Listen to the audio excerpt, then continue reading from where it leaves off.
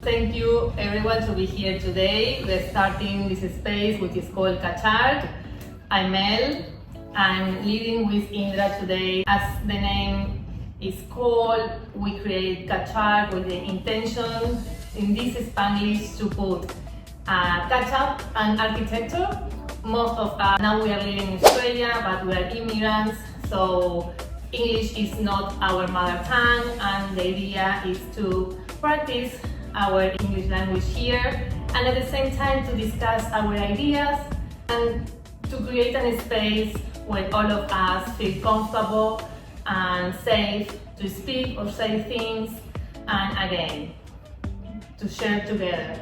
So thank you for being there. I want to mention thank you Arla, because Arla is a community where most of us, we know each other, and now Arla is mentoring us, so I'm feeling very happy to have Arla here also and part of this team.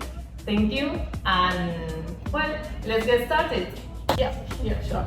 Sorry. Just like Mel, thank you everyone again for coming to this meeting.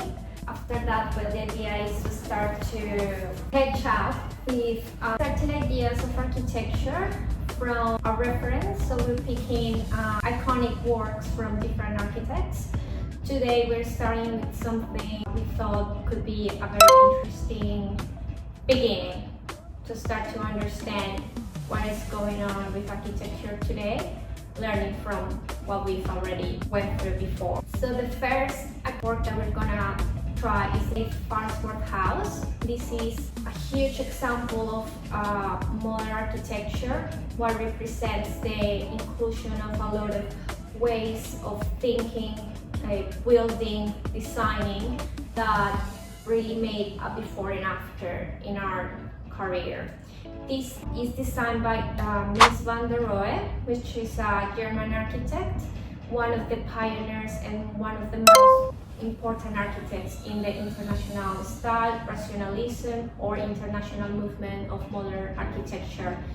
Those are the different ways to start to understand this kind of architecture. So basically, it was completed in 1951 by the request of a doctor, Farnsworth. She wanted to have a retreat house. She wanted a simple house where she could go and rest, and he very politely suggested that he could personally go forward with this work that she was requesting and needing at the moment. You're gonna see here in this house, we're gonna go deeper on that. There is basically a transparent volume that goes into the woods and tries to make a conversation in a different way with its landscape and the place where it is right now and in that moment, of course. To understand how this design comes to be constructed, we need to understand that in this moment the architects were in a post-war context. So we have two things here. The first one is that we have a lot of advanced and progression in technology. In the construction is not an exception, so we have new materials and new ways to build buildings. And the second thing is that we have this urgency to rebuild cities, to think cities about density and all these crises that came after war that started before with the Industrial Revolution. So when we got all these materials, we have a new way to understand the space as well. Our relationship with the space is different. Of course, the rationalism or the international style is not the only kind of architecture that's built in the moment. We have another kind of architects like Gaudi, Wright, that do other more organic and formal kind of designs.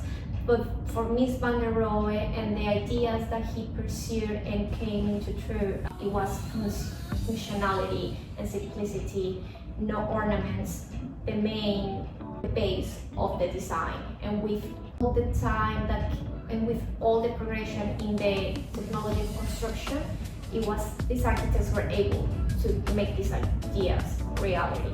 So I was saying before, you're going to see in his design a lot of clean lines, measured forms, And the representative kind of materials for Miss Van der Rohe is definitely steel and glass. The steel will allow to have bigger areas inside, and the transparency that is one of the most important concepts in Miss Van der Rohe design is this connection with the outside and the lighting and the way that we appreciate this insertion of the architectural object where it's gonna be built in. So for this, it's very important in architecture because we just not started a new way to build, we started a new way to habit the spaces, we started to understand the scale differently, we start to understand how we communicate with the spaces and what does these spaces need. So these architects not only design like they used to design the objects inside, the doors, the furniture, everything, the relationship with the human scale. Definitely is another one. Of course, all these brought back from Vitruvio and Renaissance and all these ideas of how we shape according to our anatomy, the way we communicate with the things around us. But we could think that definitely our materials that we're still using today, the relationship with this kind of approach to the scale, we still do it today. And that's what we want to talk about later when we go deeper on the technical aspects of the house. I will explain some techniques things regarding with this house, and to do that I will start from the big pictures and finish with the small details. So to understand this house, we will start with the site, with the location. So the house is located in a state, in Plano, which is located in Illinois. Also, it's important to understand that the house is in the middle of nowhere. There is the Fox River in front of the house, but around the house is into the wild. The house, she has in that moment an area of 2015 square meters with 1,000, right? So it was very, and there was nothing around. House for a weekend retreat, for holidays, and built above that 2.4 meters of the typical river level. So because it's near to the river and because Mies know about the flood of the level of the flood, so because of that he decided to build the house at that level. Okay, I believe that one of a good approach to understand how is the house is to understand the structure and also the geometry. The house basically is a pavilion, it's a glass pavilion, and the structure is a steel frame, which is surrounded by the landscape, and the other that I read that is a volume of emptiness, which is literally, and as Inga mentioned before, I believe it's part not also of the design, but also of the trends that Mies want to put on the history. Okay, so we are seeing the structural system. I have here also to show, maybe will be a little bit easier. We'll see if it works, because today nothing is working. Okay. But yeah, if we see the plans, we have two rectangles there. One is a platform and the other one is the house. So the house is two platforms. Oh yeah, platforms, and they are joined by 8 columns, and these columns are the main structures of the house. And these columns are what is called an I-beam because the form that the beam has. And this is, sorry, typology of the beam, and is connected with the beams, that column, the I-beam, is connected to the beams by the white flange. And as we can see here, all the design and also the structure is so minimalist, it's so perfect, it's see any bolt, and it's very clean. So it's not only a paradigm only by plans or only an idea, it was completely built of using that kind of ideas. Okay, so we have the plans. As I mentioned before, there are 2 rectangles. In the first one, we have a terrace, which is 700 millimeters above the level of the ground floor, and the second slab is 1600 millimeters above of the ground floor level. And to approach the plans, it's important also to understand the structure, as we saw in the other layout. So we have the 8 main structure, the 8 columns. In the middle we have glass. But how to configure the space, he put in the middle a core, a central core, and it's working as bedroom, and mechanical systems there. And around this central core we have a kitchen, a bedrooms, dining, and living room. So this central core create a separation, a virtual separation of different kind of areas without any walls there. Other important point here to understand is because United States is different as Australia of the location of the Ecuador, so it's up. So the facade to open the house, to open towards, it's to the south. In comparison here is to the north. So because of that, Mies choose south facing, and he put all the emphasis of the site in that direction. And also we put here, and we haven't mentioned that, but we put here some technical words because the idea is after the debate finish is to share this as a vocab to us to share, and also something to have to after this meeting for us. Okay, so we have the sections. As I mentioned before, again, we have the levels, but other important thing here is because we can see that the roof is, it looks as flat, but actually it's not flat, of course. So using this main core, center core, he put there all, for example, the water pipes, and this core is not touching the sail. He decided special what points to connect there from the roof to the ground floor. I don't know, for me it's amazing. I'm still seeing that, it's wow. But yeah, and house has a fireplace, so he used exactly the same point to put there the ventilation. Yeah, and this space, this kind of decision, what he created was an open space. And this is very important in matters of what happened in that moment. The houses that other architects were constructing, it was completely different. They had different bedrooms and everything was like small things, but here he created something really out of the box. But here we have other sections with more details.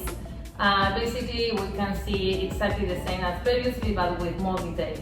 Okay, materials. Mentioned we only have 4, just steel, glass, travertine, the stone, and wood inside. As we can see, he chose travertine for all the floors, so you can see this kind of limits between inside or outside. This is the same floor everywhere, and also on kitchen, and all the perimeter of the house is made from glass. As we can see there, the joinery,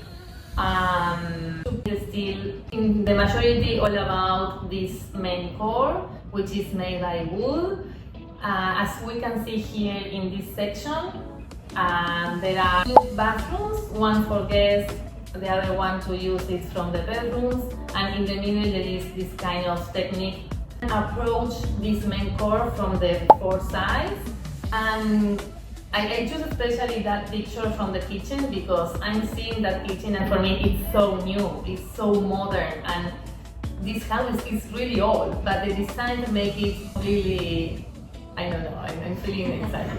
Okay, so after this kind of compact explanation of the house, how it was designed and constructed, we can see that definitely it's a house that is definitely in that spirit of this rationalism, simplicity, and transparency, like in the streams, like an iconic of that. We can see all the possibilities with the new materials and the new technologies come to life. Now it's like all to build now is just not a stone with these little windows because the structure doesn't allow us anything else anymore. Of course, architects like use concrete and another kind of materials mixed with this.